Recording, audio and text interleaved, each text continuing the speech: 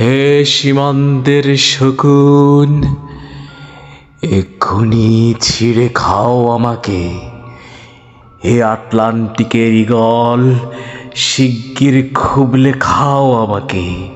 হে বৈকাল হ্রদের বাজ, আঁচড়ে কামড়ে ছিন্ন ভিন্ন করো আমাকে। আমার রক্তরসে শুধু অসহায়ত্ব আর অভাব। কাগজের কামলারা তারে আদর করে মুদ্রাস্ফীতি ডাকে।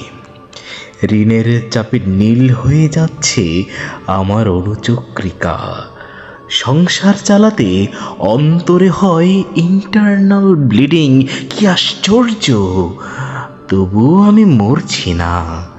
ওদিকে দোজখের ভয়ে আত্মহত্যা করবারও সাহস পাই না আমি। খোদাকে বললাম আমি মরতে চাই। তিনি বললেন, বেঁচে আছো কে বলল? সহস্রাব্দ উন্নয়নের সাক্ষী হিসেবে রাজা তোমাকে মমি করে রেখেছেন।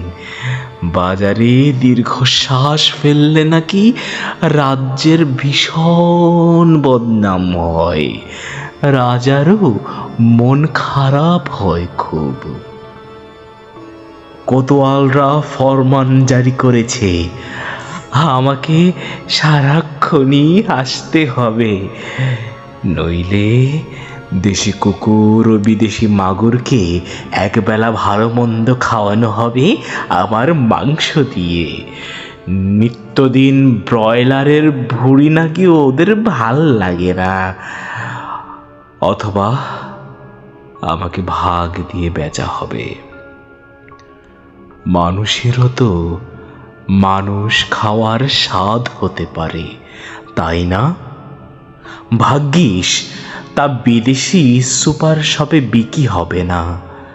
দেশি মানুষেরই তো হক বেশি আমাকে খাওয়ার।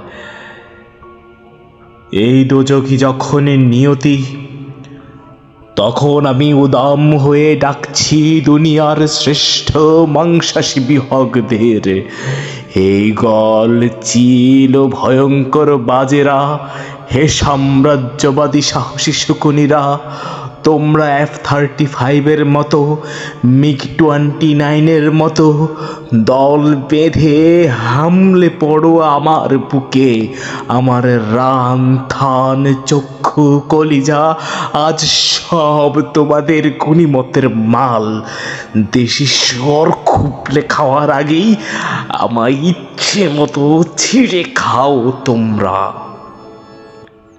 দোহাই, শুধু মস্তিষ্কটা খেও না আমার, তাহলে শীঘ্রই দাস হয়ে যাবে তোমরাও।